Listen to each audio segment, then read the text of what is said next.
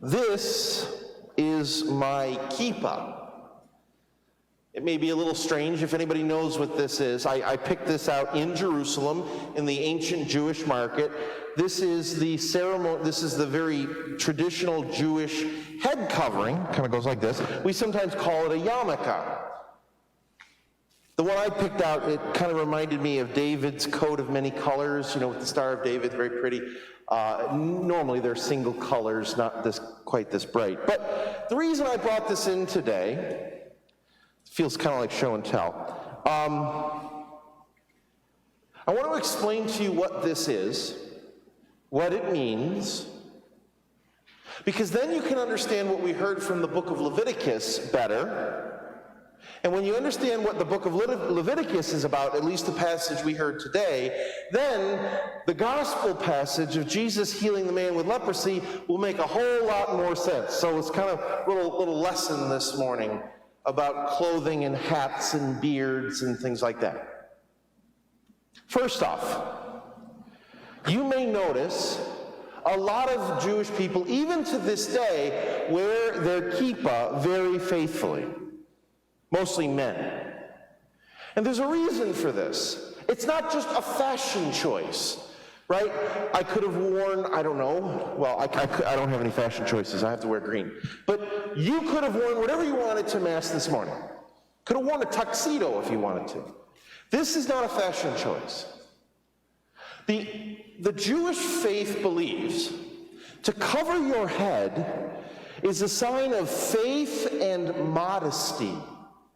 It's a profound symbol of your relationship with God, God who is above you. So to cover your head is a sign that you believe God is present, God is with you, God is looking down upon you. And so you cover your head out of modesty and out of love and out of faith. This is a symbol of the fact that you're in a real relationship with God.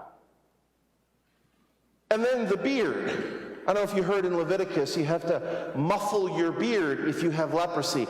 The beard was an incredibly important symbol. It represented something about life and even about divinity. There are some ancient cultures where the beard is so sacred that if a strand of hair were to fall out, they would put it in a special box and preserve it, or a holy book, and keep it preserved in a holy text. And then finally, the clothes. The ways in which our Jewish ancestors wore clothes, again, it wasn't just a fashion choice. Their clothing represented their relationship with God and the covenant that God has with them.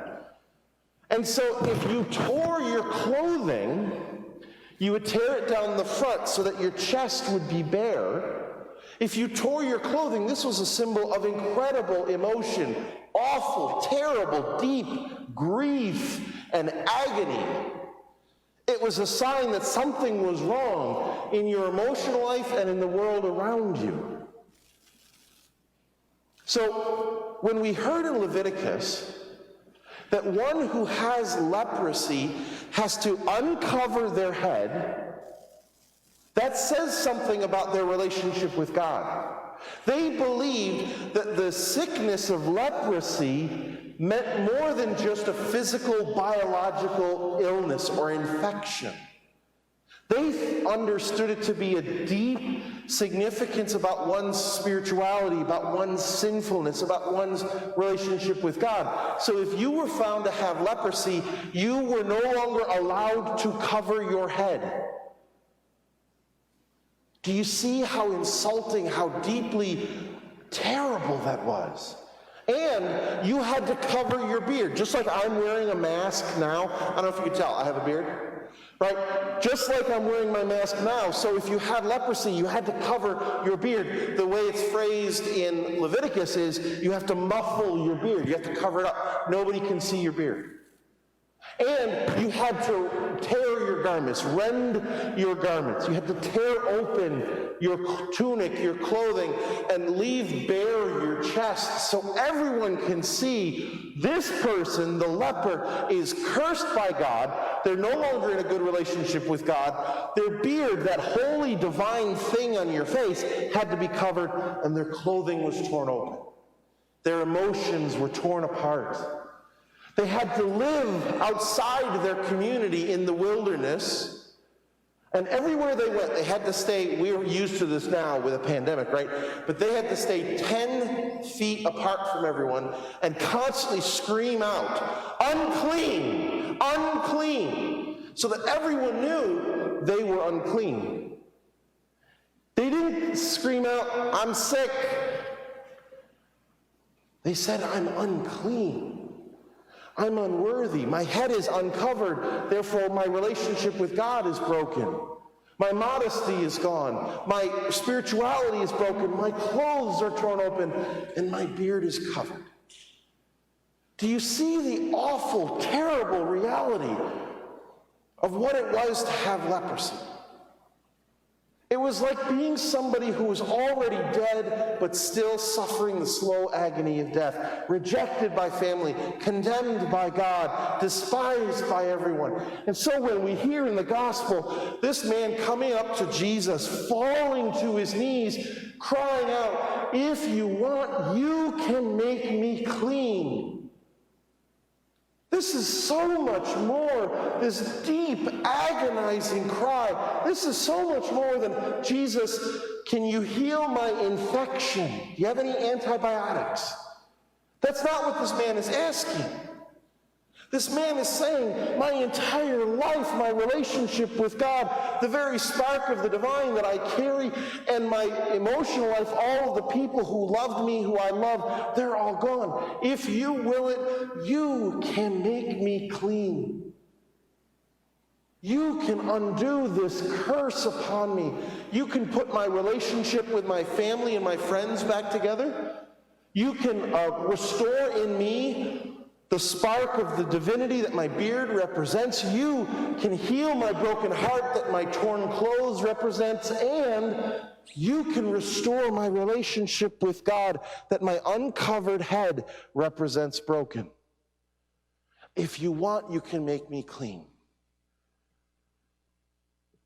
What does Jesus do? Before he says a word, Jesus breaks social distancing. He goes right up to the person and he does something that in the culture of Jesus would then make Jesus unclean. He touches him. He breaks that distance and he touches him. The moment Jesus touches a man who has leprosy, now in Jewish law, Jesus is to be considered unclean. And Jesus says, I do will it. I want you to be pure again. I want to take away your uncleanliness. I want to restore your dignity. I want to restore your relationship with God. I want to restore your broken heart. I want to heal your relationship with people who have been divided because of your illness. I want to put your entire life and your relationship with God back together. I do will it. Be made clean. And he is. I think such simple stories of Jesus working miracles, all too often we've heard about them just as very basic cures. We think of them in medical terms. It's so much more than that. The work, the ministry, the very reality of what Jesus was doing in our world was a complete and total restoration of our lives, our human experience, all of the relationships, all of the brokenness, all of the impurities, and all of the divisions between others and God. Jesus has come to heal. And he hasn't come to heal by staying far away. As he did with this man with leprosy, he longs to come into our lives and very directly get involved in our messiness. He wants to touch us. He wants to violate those social distancing rules that we sometimes have with Jesus, right? We want to somehow keep him away because we feel like we may not be worthy. He steps in and he wants to put his hands upon us in the same way that he did for this man with leprosy. I think it's something worth thinking about. I think it's something worth praying about, especially as we get ready for Lent beginning this Wednesday. How is it that you need Jesus to break social distancing and step into your life and heal you?